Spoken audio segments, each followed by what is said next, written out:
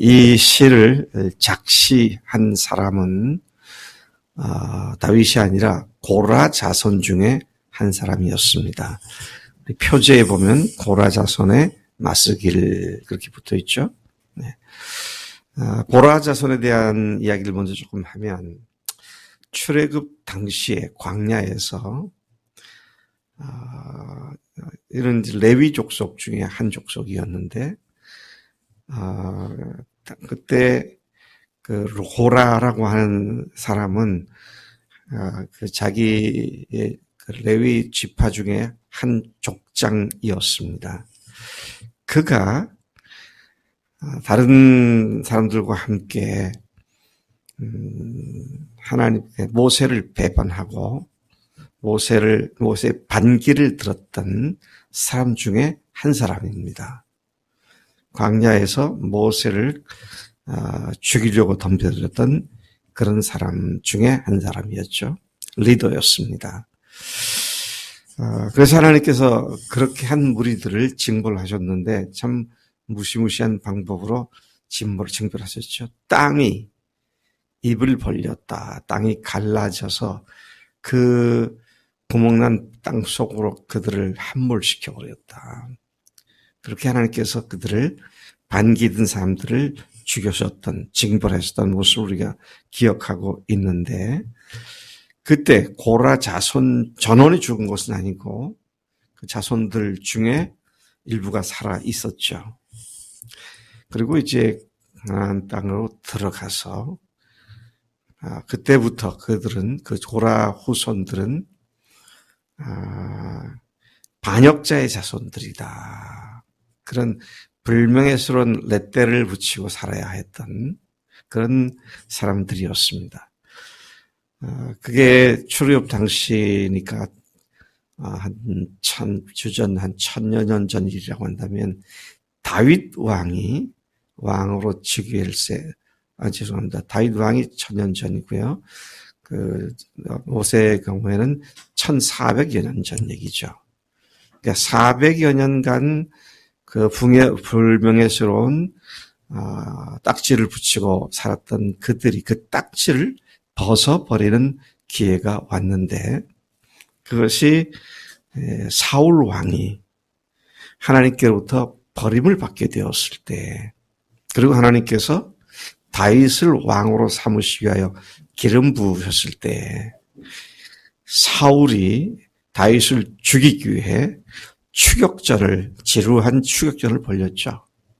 근데 그때 그가 도망하고 도피하던 그 시기에 억울한 일을 당한 사람들과 또 곤고하고 또 상처 입은 사람들이 다윗 주변에 모였었죠. 우리가 기록된 숫자에 하면 최대 600여 명이 모였던 것을 기억하게 되는데 그때 이 고라 자손들이 바로 이 다윗을 도와서 그를 다시 왕으로 옹립하는 일에 기여를 했었던 것을 봅니다. 자, 그들은 그렇게 다윗을 왕으로 세운 일에 중요한 역할을 했고 다윗은 그들의 명예를 다시 회복시켜 주어서 성전에서 수종들며 섬기는 일에 헌신하도록 그들을 회복시켜 주었습니다. 아마도 이 시는 다윗이 아들 압살롬, 그러니까 지금 이게 누굽니까? 사울 왕에게 쫓겼을 때가 아니고요. 이제 왕이 이미 돼가지고 그 성전에서 사역을 열심히 했었는데 어느 날 다윗의 아들 압살롬이 반정을 일으켰죠. 그래서 압살롬을 피해 다닐 때에 함께 쫓겨 다녔던 고라 자손 중에 한 사람이 이 시를 쓴 것으로 그렇게 추측이 되고 또 그것이 확실한 것으로 믿어지고 있습니다. 이 시편 1절 말씀은 시 1편이나 시 23편이나 이런 말씀들과 거의 같은 수준의 시편에서 가장 유명한 구절 중에 하나이죠. 하나님이여 사슴이 시냇물을 찾게 갈급한 같이 내 영혼이 주를 찾게 갈급하나이다. 이 시편을 인용하지 않고 기도하는 사람들은 아마 거의 없을 것 같아요. 정말 주님을 사모하는데 주님이 계시는지 안 계시는지, 나를 도와주시는지 안 도와주시는지, 주님을 느낄 수도 없고 체험할 수도 없고, 또 심지어 주변 사람들로부터도 네가 뭐 하나님을 믿는다 그래, 이런 비난도 받고, 이게 자기도 마음이 흔들리고 주변 사람들도 거기다 가중을 더해주고 가중치를 더해주고 하는 그런 시점에 하나님이여, 사슴이 시냇물을 찾기에 갈급함 같이 내 영혼이 주를 찾기에 갈급합니다. 여러분, 사슴 하면은 왠지 온순하고, 그렇죠? 숲속에서 옹달샘에서 물을 마시는 그런 모습을 연상하게 되는데, 팔레스타인 지역에 있는 사슴들은 그렇지가 않아요. 거기가 정말로 메마른 땅이죠. 이게 시냇가에, 여름에 시냇가에도 완전히 말라 있습니다. 근데 어쩌다가 웅덩이에 고여있는 물이 있으면 그냥 가서 그걸 정신없이 마시게 되는 그런 상황에서 이 고라 자손이 그 사슴의 그 모습을 연상하면서 하나님 앞에 자기의 영혼의 갈급함을 표현하고 있는 그런 말씀인 것을 봅니다. 그런 자신의 영적 상태가 고갈된 것 같은 심각한 상태를 토로했습니다. 그는 살아계신 하나님을 갈망하고 있었습니다. 막연히 믿는다고 하는 하나님이 아니라 실제로 자신이 경험하고 느낄 수 있는 하나님을 갈망하는데, 어느 때 나가서 하나님의 얼굴을 뵐 수 있을까? 언제서야 그 하나님의 얼굴을 직접 뵐 수 있을까? 이제 이런 탄식하는 찬송의 시가 바로 이 말씀이죠. 2절에 보니까 내 영혼이 하나님 곧 살아계신 하나님을 갈망하나니 내가 어느 때 나가서 하나님의 얼굴을 배우리까? 그리고 거기서 더 나아가 주변 사람들이 자신에게 빈정대듯 하는 말이, 네 하나님이 어디 있느냐 하는 상황 때문에 주야로 눈물이 마르지 않고 있습니다. 그렇게 3절을 얘기하고 있죠. 사람들이 종일 내게 하는 말이 네 하나님이 어디 있느냐 하오니 내 눈물이 주야로 내 음식이 되었도다.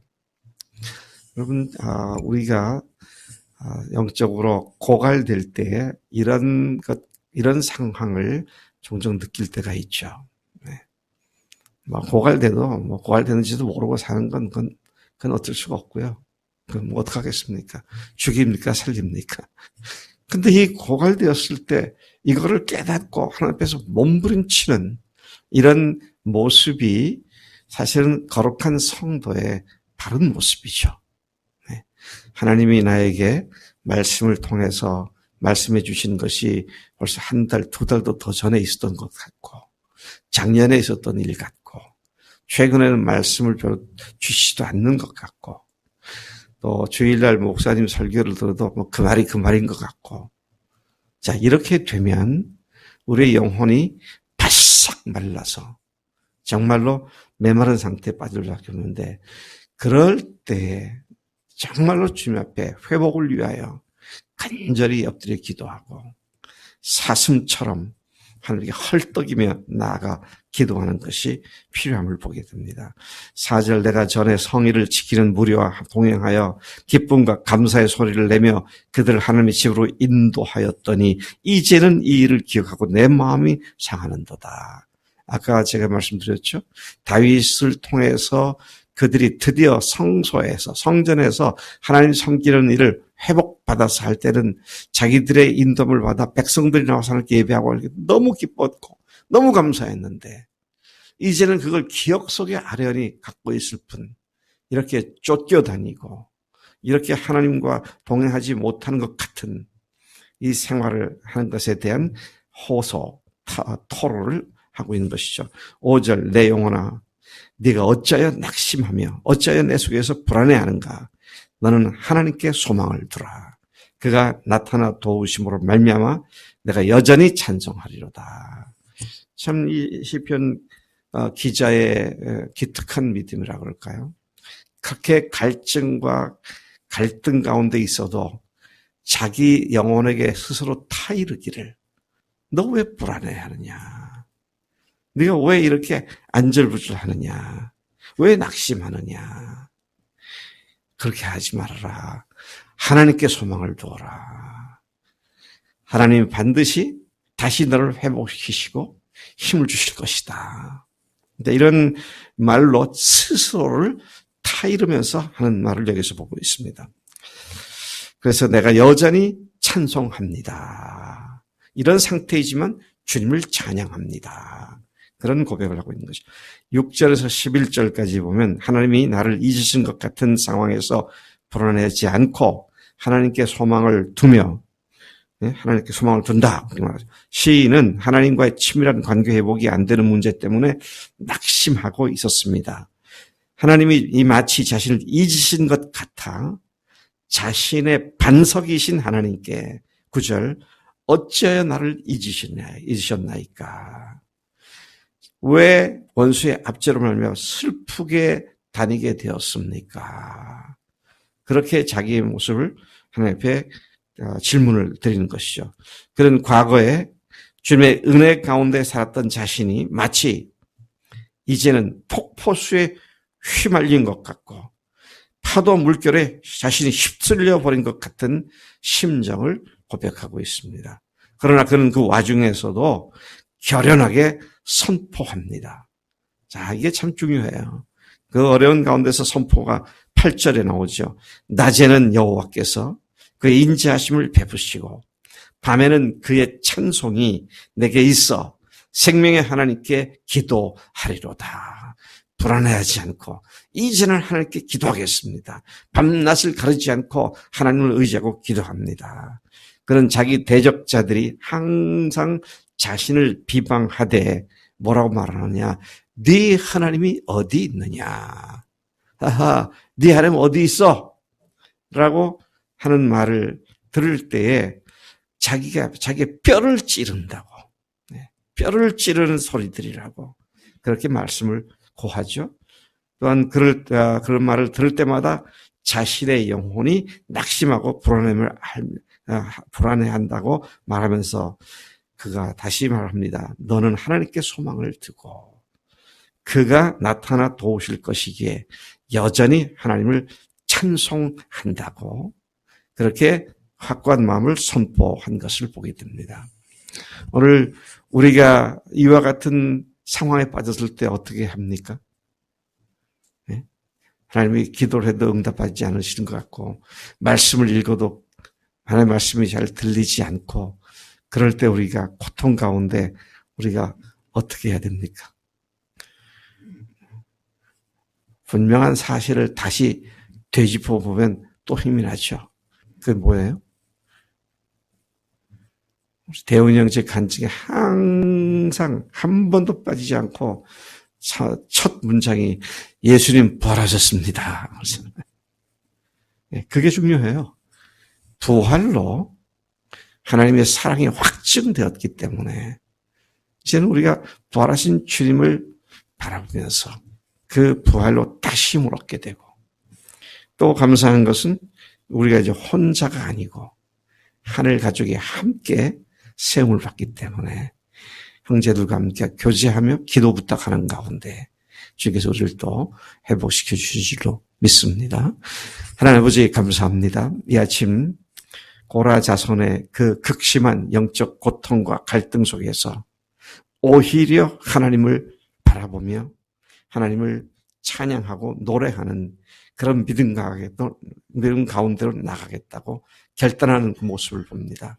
하나님, 이것은 오늘 우리에게 우리의 의지가 아니라 우리 속에 계신 성령님께서 부활의 확실한 증거를 통하여 주님 앞에 다시 세움받을 수 있도록 우리에게 교회를 주셨사오니 하나님, 우리가 이 참으로 귀한 하나님의 공급과 자원을 가진 자들로서 혹시라도 하나님이 어디 계시느냐는 주변 사람들의 얘기와 하나님이 내게 안 계신 것 같은 그런 공허한 마음이 우리를 엄습해 올 때라도 주님 부활로 또 교회 형제 자매들과의 교제로 능히 신속히 벗어나서 주님과의 관계를 바르게 하는 일에 우리가 조금도 소홀히 하지 않고 조금도 빈틈을 주지 않도록 우리를 붙잡아 주시는 줄로 믿습니다. 오늘도 또 남은 여생도 그렇게 살겠습니다.